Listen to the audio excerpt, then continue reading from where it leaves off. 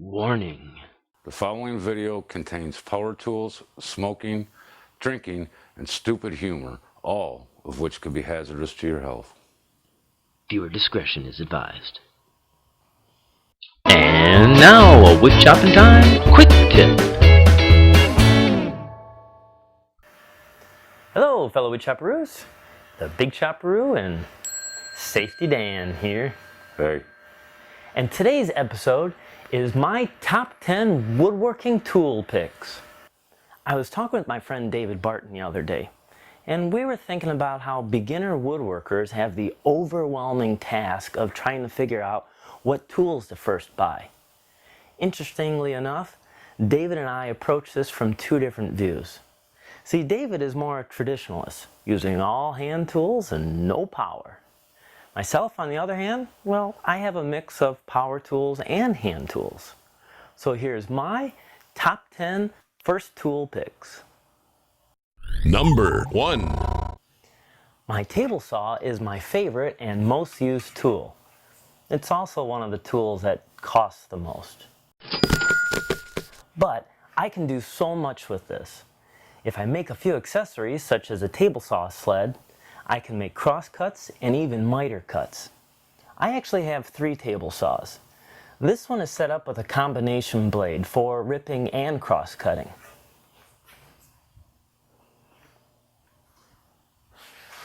And this one is set up with my stacked dados. This way I can make dados or rabbets. And I don't have to keep changing the blades all the time, well, because I'm just lazy. Now my third table saw is actually a small contractor saw that I keep in the van when I work on job sites. Number 2. The Cordless Drill.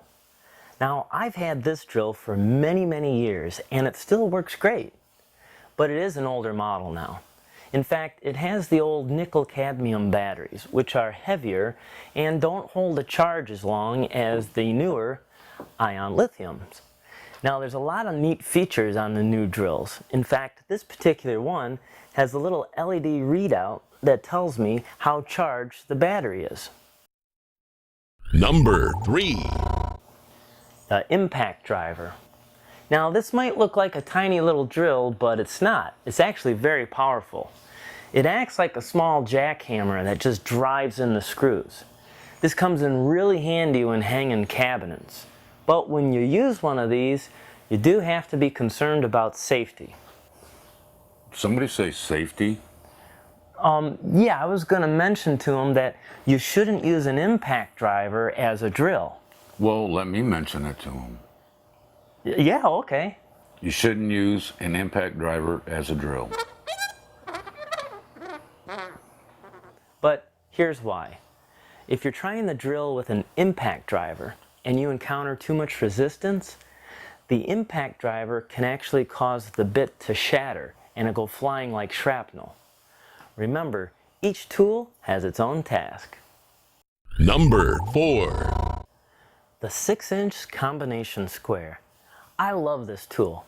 I can use it for everything from checking the squareness of my boards to making 45-degree angles. I can check the squareness of my blades and even use it as a height and depth gauge. Yep, and the best thing about this, it's small enough to fit in your back pocket. Number 5. The folding ruler. I really like these folding rulers, especially for smaller projects. This one has a great feature, which has this expanding arm. This allows me to get accurate measurements on inside dimensions, something that's not always easy with a regular tape measure. Number 6. Chisels. Now I have a lot of chisels, but my most used 3 are the 1/4 inch, 1/2 inch, and 3/4. Now I like the Stanley 750s. They have good balance, they hold a sharp edge, and you can usually find them at a garage sale for just a few bucks. But if you want a newer chisel, but you're on a budget, well, Irwin's do a great job. Satisfaction guaranteed. Now, no matter which chisel you get, once you learn to sharpen and hone them, you'll be amazed at the accurate details that you can achieve with these. Number 7. And speaking of sharp, my next pick for tools would be a hand plane. Now I love hand planes, and I've got a lot of them. So narrowing it down to just one was really tough. So I narrowed it to two. The Stanley number 3 and a good block plane. Now I like the Stanley number 3 opposed to the common number 4 because it's lighter and easier to work with, especially if I'm trying to plane in an odd position. And of course, a block plane is essential. It's great for smoothing end grain, chamfering corners, and leveling corner joints. These two planes together can do a whole lot of work for you. Number 8. The Shinto Rasp. Now this is kind of a unique looking tool because it looks like a bunch of bandsaw blades stacked together. It has coarse and fine teeth on it. I can use this to shape out a leg or to finely tune a tenon for the perfect joint. Either way, this tool has a lot to offer. Number 9. I hesitate to mention this next tool. It's the bevel. When you master this tool, it can do so much. But if you're just beginning, you may not find much use for it. There's no numbers or scales of any sort on it. However, it can create perfect angles, giving you a beautiful fitting joint. Now, most woodworkers see these and think of it as dovetail layouts, but that's only the beginning of what this tool can do. So my advice for you is to buy one and just try and find a use for it on your next project. You just might surprise yourself. In the meantime, maybe I'll create a video showing you how to master this tool. Number 10. The compound miter saw. Now this is your next tool upgrade as well as skill level. See, because at table saw you're able to make the cross cuts and miter cuts on it. But this saw offers you one more angle, the compound angle. What that means is with the saw turned at the miter, as well as the back being tilted, you're now getting two cuts at once, creating that compound angle. This tool in conjunction with the bevel will give you some superbly fitting joints. Well, that's my top 10 tool picks for beginners. But I would like to add a few tips that I've learned from experience. Always buy the best tools that you can afford. In other words, if you have $500, don't buy a $100 saw. But at the same rate, don't go in debt. Don't spend $2,000 if you only have $500. To build up your tool arsenal, a good rule of thumb is to buy one new tool for every project you do. Now, it doesn't have to be a big tool, just a small one will do. But before you know it, you'll have so many tools you'll make Home Depot jealous.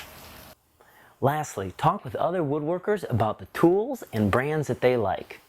Now, online reviews are great, but that particular author may not have the same skill level or interest as you. By talking with woodworkers that have similar interests, well, they'll help guide you to that perfect tool.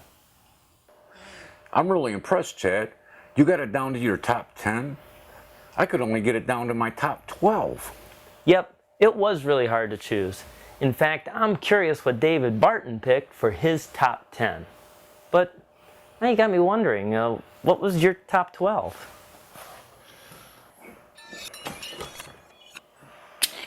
Well, I guess now it's down to my top 11. Well, if you like what you saw today, subscribe to us on YouTube. Or you can join us on Facebook. And don't forget about the blog. Well, there's one more thing that I gotta do. Chad, I think it's time for you to dance. Oh yeah.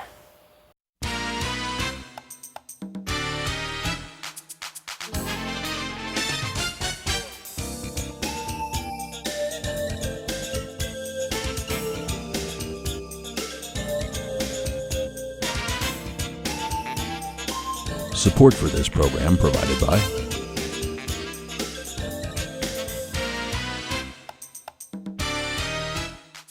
kitty, kitty, kitty.